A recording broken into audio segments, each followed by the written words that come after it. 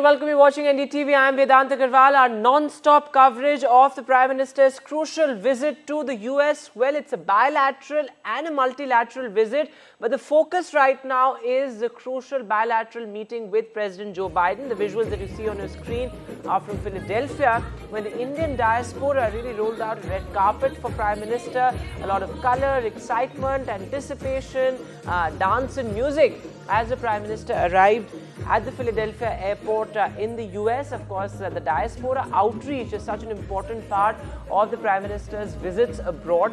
But there's a lot on agenda when it comes to business, given the fact that the Prime Minister will be holding the crucial bilateral with President Biden at his hometown in Wilmington. And this is the first time that President Biden, in fact, has hosted Prime Minister Modi at his hometown, and the other Quad leaders as well, including the Australian Prime Minister, also the Japanese Prime Minister. So it's going to be extremely crucial.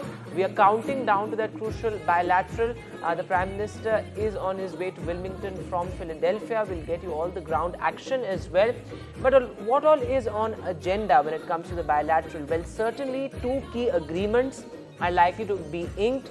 Defense, security, innovation, these are key areas. But of course, the larger questions of geopolitics, the larger question of a lasting peace solution when it comes to what's happening in Ukraine as well as in Gaza. The Prime Minister's meeting with Putin as well as Zelensky is also something that could be brought up in that crucial bilateral that will be held at President Joe Biden's residence in Wilmington. So, of course, varied issues likely to be discussed in that bilateral. But of course, when it comes to Quad, the focus is on countering China, given the fact that this is an organization, this is a formation that was dormant largely for a decade after its formation. But with the rising Chinese footprint, the rising Chinese aggression, the Quad summit becomes crucial as well, after which the Prime Minister is also expected to make an address at the UN building. So that's going to be crucial as well. A rare honor in that sense. Of course, India has been pushing for a seat in the UNSC. Various global partners have backed India in its pursuit of that UNSC seat as well. So in that sense, geopolitically, diplomatically, a very, very crucial visit. It's a 3-day visit. This, of course, comes after the Prime Minister's state visit last year, where he addressed the US Congress also for the second time. A rare honor. There was a state dinner hosted by President Joe Biden as well. So that was really a crucial visit. Many call it the turning point in India's relationship with the US. The focus very much was on semiconductor and looking at supply chains. So a lot is on agenda. And we will keep tracking all of that. But what we are being told is that the Prime Minister is expected to begin that bilateral shortly. We will, of course, get deferred visuals of the Prime Minister meeting President Joe Biden, and that's going to be crucial. A larger message, geopolitical message also being sent out, given the fact that it is a largely unstable geopolitical environment with two wars raging on in Gaza as well as in Ukraine. Of course, the Prime Minister has talked about finding solutions outside of the battlefield, and that is something that, in a sense, US has also backed India on. The Prime Minister has reiterated his message that this is not an era of war in multiple international forums, and he's expected to do that in that bilateral with President Biden, also in the Quad summit as well. It's a summit of the future, that's what it's being called. And apart from the larger hard issues of security and military, it's also about very important and pressing global issues like climate change, artificial intelligence. Of course, all of that is also going to be on agenda. Let me introduce my panel this evening. Well, I'm being joined by Adele Malka Nazarian, an American media personality and political analyst. Also Seema Sirohi, a columnist and author of a book on India-US relations. Friends with Benefits is what it's titled. Also Dr. Swasti Rao, Associate Fellow, Manohar Parrikar Institute for Defence Studies and Analysis, Europe and Eurasia Center. Thanks all very much for being with us. Ms. Sirohi, going across to you first. How do you see the Prime Minister's crucial visit? Well, as I said right at the outset, that this is a bilateral as well as a multilateral relationship. But, looking specifically at India's relationship with the US, it has transformed a great deal in the past 5 years, particularly. When President Biden took over, there was great skepticism. In fact, the refrain was, will Biden continue to double down on India? But look at where we are today. We've come a long way indeed. Absolutely. It's a very crucial visit because it cements what India and the US have achieved over the last 4 years. It's a kind of goodbye visit to, saying goodbye to President Biden, who was very crucial in sort of adding more layers, not only to the Quad, the quadrilateral security dialogue, for which the Prime Minister is here, but also to the bilateral US-India relationship. You're right that when President Biden came into office, there was some amount of worry whether the relationship would strengthen or whether it would get mired in criticisms. So Biden proved everybody wrong. This summit will consolidate the gains of the Quad. Some new announcements are expected. Like Maritime Domain Awareness Initiative will be extended to the Indian Ocean region. Yes. So that's one big thing. There'll be an announcement on the Cancer Moonshot. That is President Biden's personal kind of issue. He was very keen, and then India, Australia, and Japan joined him in that.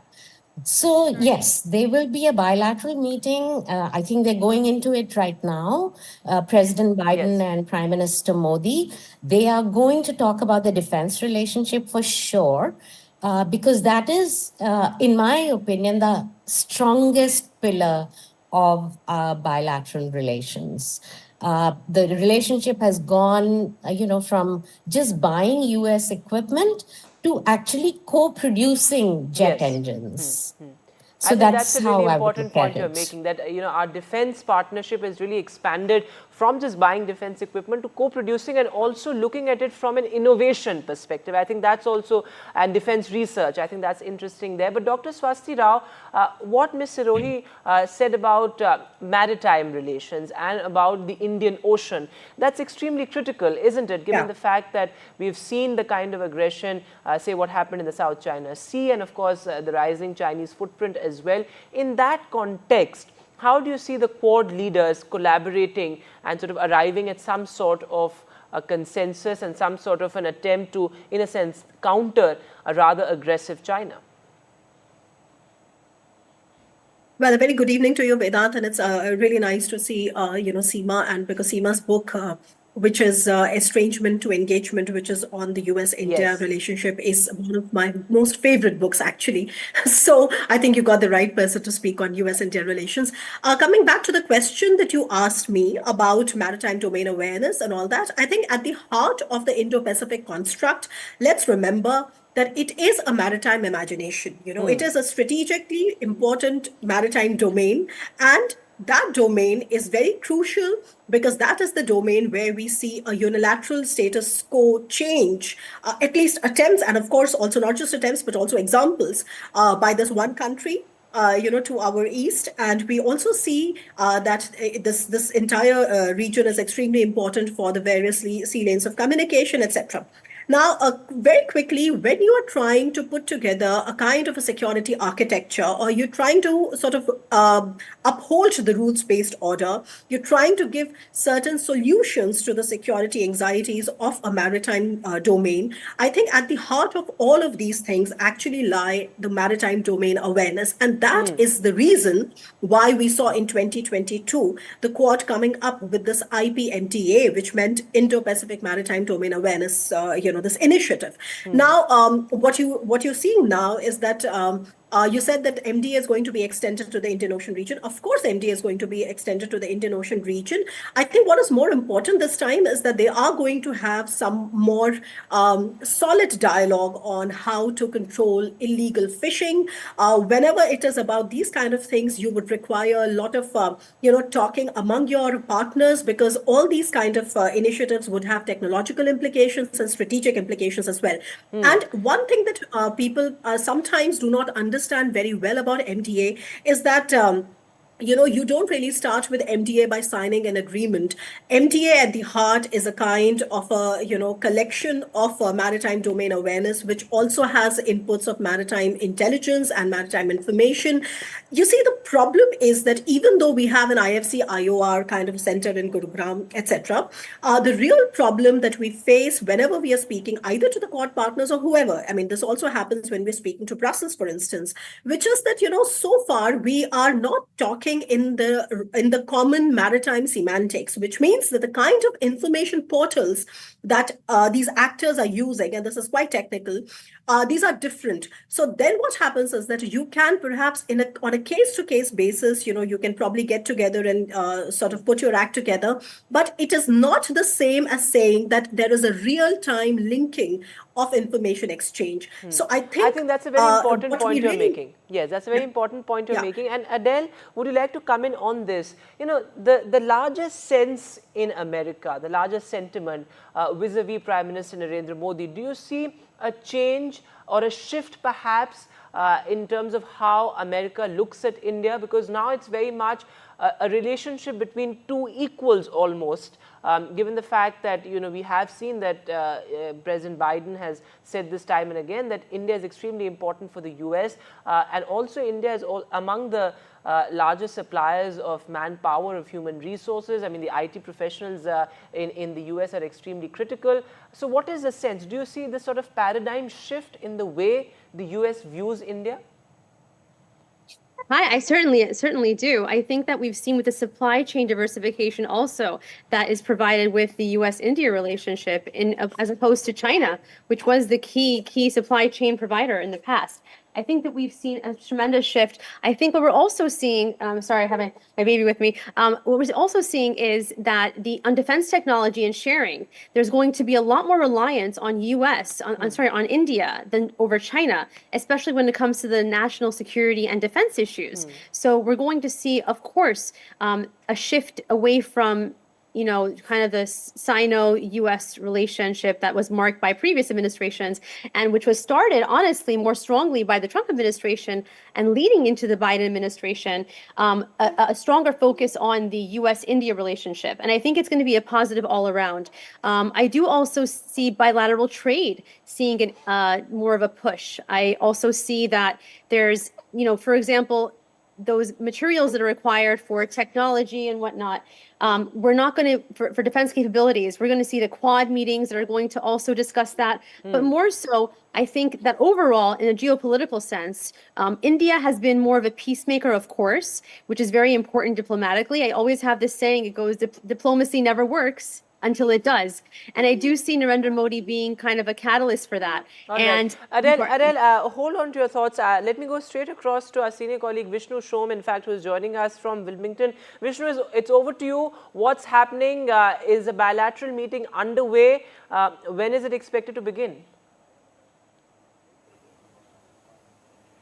So that bilateral meeting will begin in a short while from now. I'm outside the residence of President Joe Biden. This is where the motorcade of Prime Minister Modi is going to be passing through. They'll be entering through these gates. That the building behind that you can see over there is just behind me, in fact. The building, the house that you see over there is part of the property of the residence of President Joe Biden. Now, we expect that bilateral process to take place in a little while from now. The motorcade is expected. We'll get just a glance of the motorcade and then perhaps more images of Prime Minister Modi shaking the hand of President Biden. Later on, there are just official media, one or two media allowed inside. But we are the only private network, in a sense, over here, with perhaps just one other private network. It gives us a sense of what President Biden calls home. It's a beautiful part in Wilmington. in the state of Delaware. This is where the bilateral meeting will take place, and the Quad Summit will be in this area as well, as I understand it. But the bilateral process is so very important for all of the reasons which we've been discussing for the last couple of days. India and the United States have this incredible strategic relationship. It's a pretty unthinkable to look at where we were, let us say, even 20 years back and where we are now. There are differences in the relationship, but both countries strive to sort out the differences. But the bedrock of that relationship, there are quite a few of them, in fact. One of them, of course, the human-to-human connect, the fact that we are large democracies, the fact that education is so important, and then, of course, there's the incredible economic relationship and the defense relationship. So when Prime Minister Modi comes over here and speaks to President Biden, that relationship is underwritten by all of these factors which I discussed. Now, in terms of specifics, what we expect Prime Minister Modi to do is to brief President Biden on his talks with the Russian President, Vladimir Putin. We do expect some conversations to take place as well about his recent visit to Ukraine and India's role as a leader of the global south in trying to address the concerns which affect millions around the world, and that is the war in Eastern Europe. There is an element of, I won't use the word tension, but perhaps discomfiture at the fact that less than 24 hours prior to this visit, we've seen the United States meeting members of who we associate with Khalistani extremism over here.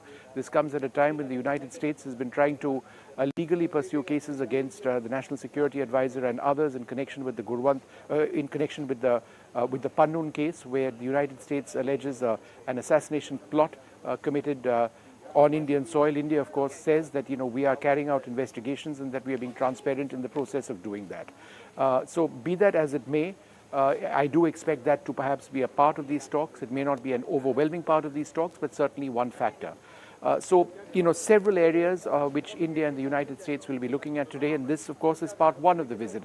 Then there is the Quad Summit as well, and the Quad Summit brings together the leaders of Japan, of Australia, of India, and of course of the United States, and that has a separate agenda that is underwritten by the fact that there is a growing expansionism of China at so many levels. I'm not just talking about at the military level, but certainly in terms of establishing a greater presence across the Indian Ocean region and the Asia-Pacific region. China has so many problems with nations across the region, whether it is in the Spratly Islands or it's in the Himalayan frontier, which we have with China, problems with a small country like Bhutan, for example. While the Quad isn't explicitly a military organization, it isn't a military organization. It is more an organization that frames the diplomatic way forward of all of these nations on the basis of their economic and democratic collective. On the sidelines of Quad, however, are the Malabar series of naval exercises, which all of these nations participate in. So there is that military element as well, perhaps far less overt than what we see with the AUKUS grouping, which sees France, Australia, the United States and Japan in a larger military sort of framework. So that's the overall sort of basis of the relationship that Quad nations enjoy, and all of that we'll see with joint statements, in the hours ahead. Absolutely, Vishnu, and it's so symbolic in a sense that the Prime Minister will be hosted at Joe Biden's residence in Wilmington. You've been covering this so closely. Break it down for us, because the Biden years have been extremely crucial for the India-US relationship. There was a lot of skepticism earlier. The refrain was, will Biden continue to double down on India? And look at where we are. So what have been some of the key milestones as far as the India-US relationship is concerned in the Biden years? Well, I think it's not just the Biden years, Vedant. Let me suggest that there has been continuity in foreign policy for the United States with regard to India, and continuity in foreign policy for India with regard to the United States as well. The evolution of this relationship, which has taken place for more than 15 odd years, is on the basis of India and the United States signing several foundational agreements. There's SISMOA, there is LEMOA, then there are several other agreements. These are legal requirements in the United States on the basis of which the United States could, for example, transfer sensitive military technology to India, or, for example, share sensitive information, geospatial information as well, communications between Indian military systems and Western military systems or American military systems through encrypted communication systems. So this is important. It underwrites the defense relationship relationship, then this has also enabled the sale of state-of-the-art weaponry between India and the United States. So all of this took time. And of course, there was the landmark India-United States civil nuclear deal.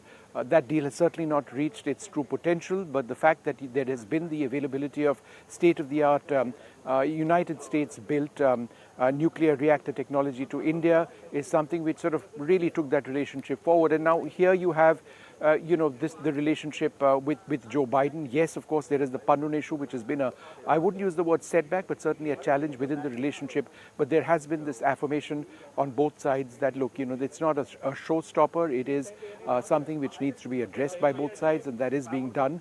But the broad economic relationship, the fact that India and the United States under Joe Biden, and this is to come to your question specifically, are looking at resilient supply chains for semiconductors. They're looking at climate change technology being transferred to India. The fact that there is a defense relationship, which I spoke about. There are health issues as well, medical issues which are being dealt with by both countries. At the level of the Quad, of course, there is cervical cancer and vaccination among Quad nations, which will be a big takeaway as well at some stage today. But so many other areas, jet engine technology being transferred from America to India, the fact that General Electric is going to be manufacturing jet engines in India, that's a very big deal as well. The Tejas Mark II fighter will be powered by American-designed engines, but those primarily manufactured in India. Jet engine technology is the holy grail of military aviation. It is the holy grail of aviation. Very few countries have that technology, and the fact that the US is willing to transfer a lot of that to India gives you another idea of how deep the technology sharing issue is. Then, of course, there are Indian astronauts, or an Indian astronaut who will be going to the International Space Station in the next couple of months. ISRO in a fairly deep relationship with NASA at this stage. This has nothing to do per se with the Gaganyaan program, which is separate and is India's indigenous effort. But the fact that we will have an Indian, excuse me, sir, could you just step a little bit to the side? Thank you. The fact that you will have an Indian astronaut on the International Space Station, the fact that NASA and ISRO are working so closely together is another area where that relationship has really gone forward. So there you have some of the key issues which, or some of the key themes where Washington and New Delhi have really worked on. But once again, I'm outside the residence of President Joe Biden. It's in this road over here that we'll see the motorcade of Prime Minister Modi pass by. They'll be entering over there. The building behind me, right over there, is part of the property of the residence of President Biden. And, so there'll be that bilateral talk. There will be a bilateral statement, we are told. And, of course, the Quad process, at the end of which we'll see perhaps more statements being released. Back to you. Absolutely, Vishnu. You've largely covered what all is expected as far as the bilateral is concerned. But you made an interesting point that there's largely been continuity when it comes to India's foreign policy vis-a-vis the US. Given the fact that perhaps a change of guard is in the offing, do you see that continuity to sort of, in a sense, be the defining factor as far as the India-US relationship is concerned, or do you see priorities changing? No, I don't see priorities changing. I think the US has affirmed its commitment to taking this relationship up to the next level.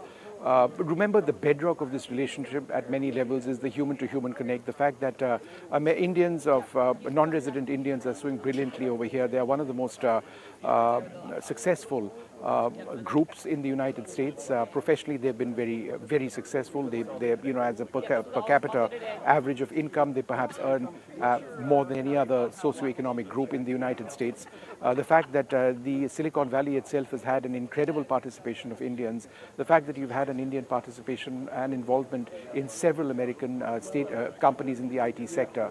And that's reflected by the fact that Prime Minister Modi will be meeting CEOs very shortly. In fact, tomorrow, the CEOs of several leading IT firms in New York. The fact that you've got Indian students going to the United States every single year, record numbers. There is always this pressure of visas being delivered to students, of visas being delivered to families who want to keep up the connect, across the world. So, I mean, that's something that both sides are really looking closely at. If there is one area of strain, and we don't talk about it enough, is the fact that America is just unable to process enough visas for Indians looking to travel abroad. That there are sometimes delays which take place even for students reasons that, families are not able to get those visas at a time which they really want. But the Americans say that, look, they are stepping up their processes. They say that our processes are slow. They do not really take into account the number or the volume that they need to deal with. So that's something that's, something in the works. It sometimes takes years before people can travel, and that's something clearly that the Americans need to fix. Absolutely, Vishnu, many challenges there as well. Thanks very much for joining us with the latest from outside Biden's residence. This, as the crucial bilateral, is set to begin in a short while from now. Thanks very much, Vishnu. And our wonderful panel this evening will also continue to be with us, as this remains our top focus here on NDTV. But for now, a short break. Hello and welcome. I'm Vishnu Shom in Wilmington in Delaware in the United States, where Prime Minister Modi gets set for a one-on-one meeting with the US President Joe Biden. Also a very important meeting of the Quad grouping. He has a huge presence over here. He's very popular among non-resident Indians. There'll be a massive community event in a few days.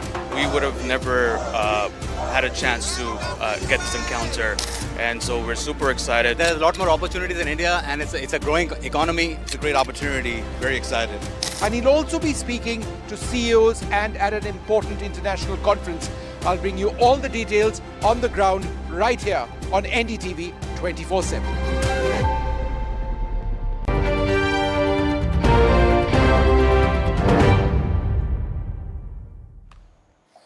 Welcome back. Our non-stop coverage of the Prime Minister's three-day power-packed visit to the US. Of course, a lot is on agenda, and the crucial bilateral meeting between Prime Minister Modi and President Joe Biden is expected to begin shortly.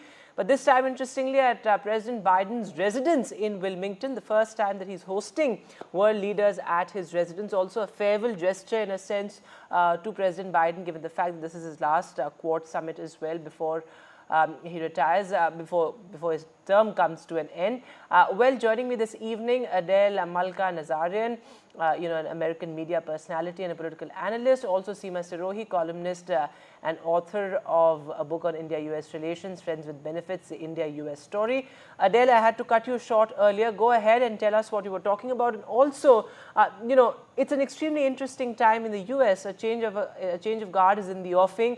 But what's clear is that US, irrespective of whether it's the Democrats or the Republicans at the helm, views India really as a trusted and permanent friend. Absolutely. And it's great to be on with you again. If we think about it, there's over 4.8 million Indian Americans living in the US, American Indians, and they are representing among the wealthiest, most educated communities in the country, playing crucial roles, increasing roles in politics, business, academia, right? Think about the number of visas. I think in 2023 alone, the U.S. issued over 1.4 million visas to Indian citizens, making India one of the largest contributors to the U.S. economy, both in skilled labor and educational exchanges, right? Then you have the geopolitical issues, right? You have the counterbalancing of China, of course, which in India's defense partnerships with the U.S. obviously have grown significantly, particularly in Indo-Pacific. I mean, 8 years ago, I was talking about how important it is for the U.S. to take India as a very serious strategic ally and partner on the global stage for these issues and more. And it's an energy. I just want to also point out bilateral trade between both countries, right? It's an all-time high. It was reached in terms of bilateral trade between India and the U.S. in 2022 with 191 billion in assets that were traded between the two countries. Sorry about that. I think that what we're seeing here is, you're right, regardless of whether it's a Trump administration or a continuation of the Biden administration under Kamala Harris, India will remain a crucial and viable partner for the U.S. on the global stage diplomatically. It's also important what you said about the Indian diaspora playing a crucial role, economically, which is why this relationship, Ms. Sirohi, has in a sense transformed to a more symbiotic relationship, a relationship between equals. Why do you think that this diaspora diplomacy is such a cornerstone as far as India's relationship with the US is concerned? Whether it's what we saw in terms of the layoffs, there were some concerns on the part of the IT professionals, whether it's reverse migration, those are issues that are extremely important as well. Right. The diaspora is extremely important in this relationship. The people-to-people connection. I think, let's look at China. They don't have the same thing that Indian Americans do. The 4 million odd Indian Americans here, look at the Biden administration. There are more than 150 Indian Americans at various levels of government, including at some very high levels. You have a presidential candidate now, currently the vice president, who's Indian American. The rival vice presidential candidate's wife is an Indian American. So the kind of diaspora presence, the importance, the contributions, because don't forget, the best and the brightest from India came here because of the way the US immigration policy worked. And then a lot of the students stayed back here to work. Right. So it's become a bridge in the relationship. And going forward, it'll play a very crucial role. But I wanted to add one point about bipartisanship. This is the only issue. India is the only relationship, I would say, on which there is bipartisan consensus. Yes. Both Republicans and Democrats want the relationship to be stronger.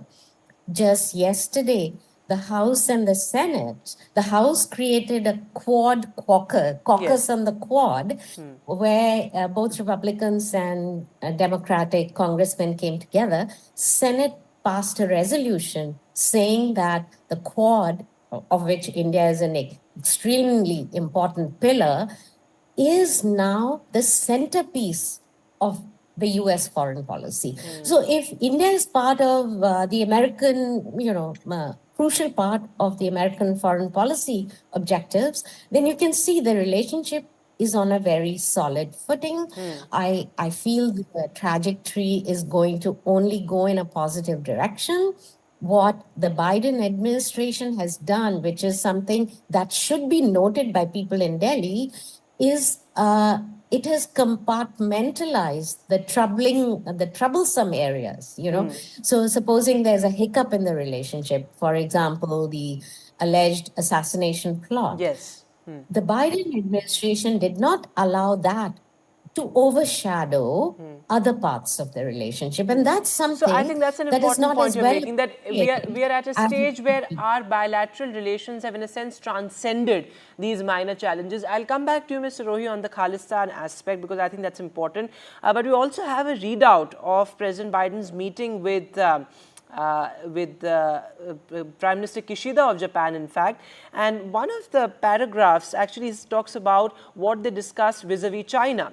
So the leaders discussed their respective diplomacy with the People's Republic of China and their shared concerns about China's coercive and destabilizing activities, including in South China Sea. They also reaffirmed their commitment to developing and protecting critical and emerging technologies. But Dr. Swasti Rao, so this seems to suggest that there is a very open discussion as far as the China challenge or the Chinese threat is concerned, and that is something we can expect in the Quad Summit as well. For an organization or for a formation that was largely dormant till 2017, the China challenge is something that's an extremely pressing one.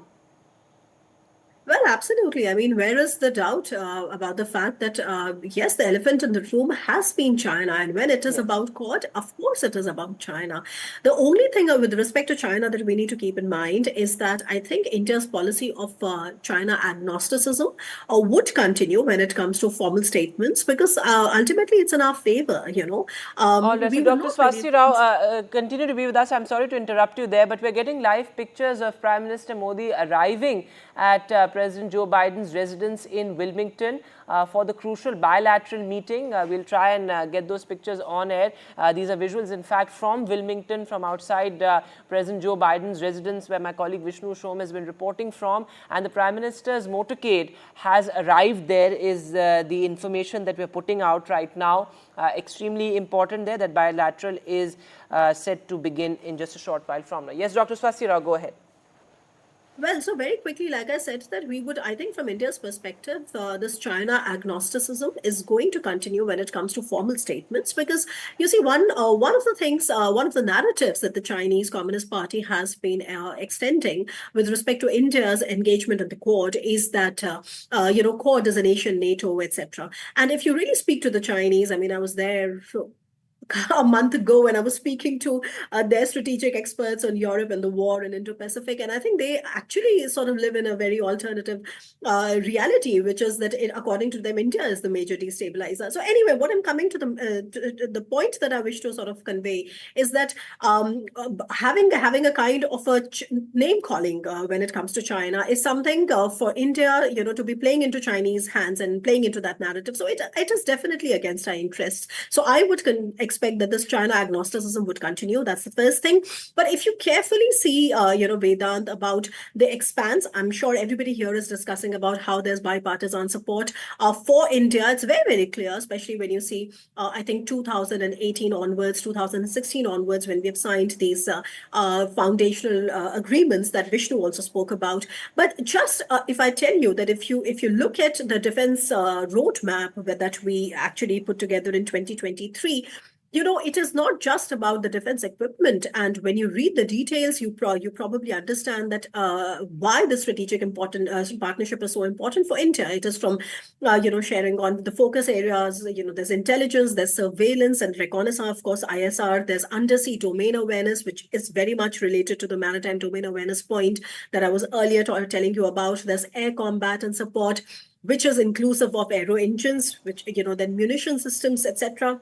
Mobility. So what I'm saying is that when you look carefully at all these details, you do see that China continues to be a very important point, because of which there is convergence between India and the US.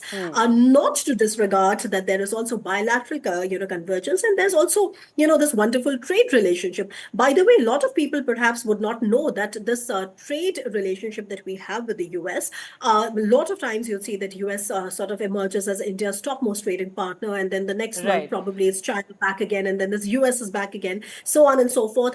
But a thing that is usually missed in these discussions is that our trade with the US is also in our trade we have a trade surplus there. Okay, contrary to the trade relationship we have with other trading partners like China, which is a huge deficit, or for that matter, with Russia, with whom our trade deficit is ballooning because of the oil trade. So I think this is one very crucial factor. That is an important... Lastly, Go ahead.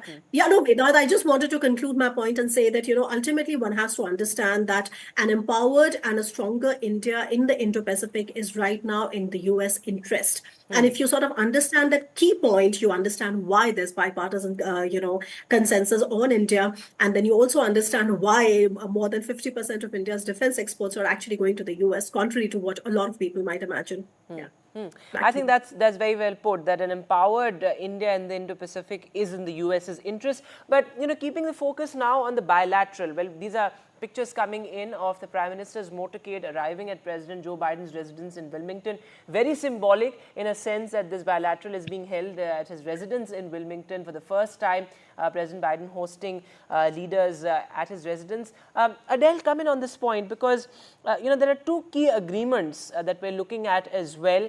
One, of course, the economic framework, and also the India-US drug framework. These are two key agreements that could be inked as far as this bilateral is concerned, and also an announcement expected on space cooperation. There's a lot of interest around that as well. So really new avenues being explored by the two partners. Absolutely. It's amazing. And I think it was 8 years ago, I was, part of the Raisina dialogue in India. I was in Delhi. And even then, we were talking about the importance of drug manufacturing taking place in places outside of China, long before COVID even happened and supply chain disasters were, coming to light.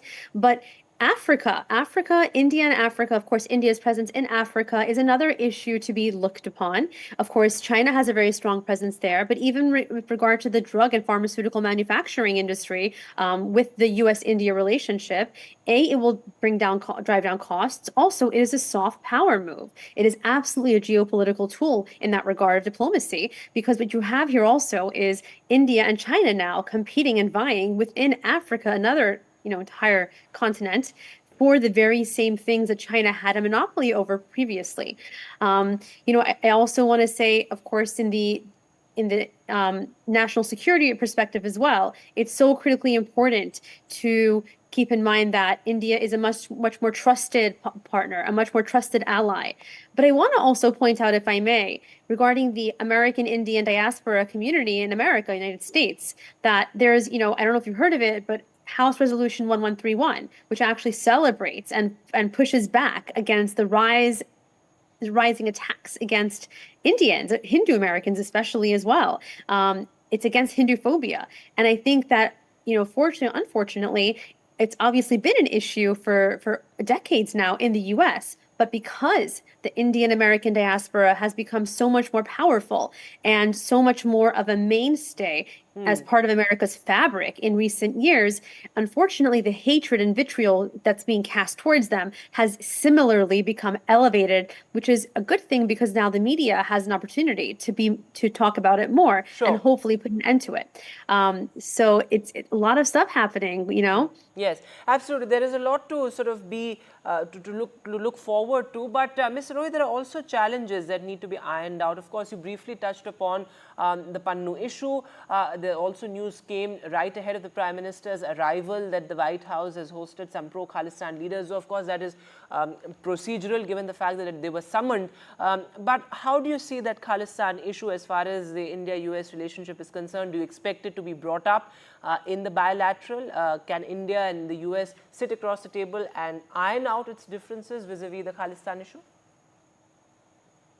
Well, I don't expect the Khalistan issue to be raised by the Prime Minister with the President, but I'm sure it'll be brought up at the principals level, like the one layer below the National Security Advisors and the Foreign Minister level. It is striking that the White House should call this meeting the day before the Indian Prime Minister lands. So it looks to me somewhat political to send a message and sort of catering to their domestic political compulsions. The Sikh community here in the US is pretty agitated by the alleged assassination plot. So the government of India has to navigate this. Hopefully, it can do it as smoothly it has been doing so far, but it is certainly a very delicate issue and can become a thorn. But as I said before, there is a real attempt in this administration to keep the problems in silos, to keep them aside, to let the larger relationship keep growing, getting stronger, etc., and not letting the problem areas to come in between. Right. But this is very noticeable that they should have called this meeting the day before. Right, but as you said earlier as well, that we are in a position where we have transcended these minor challenges, though of course challenges do remain and they have to be ironed out. This is our top focus on NDTV. Thanks all very much for joining us on the show this evening. Mr. Rohi, Adele, and all of you for being here, Ms. Swasti Rao as well. This, of course, is a crucial visit by the Prime Minister. A lot to unpack, a lot to decode. We will continue to track the story very, very closely. For now, a short break.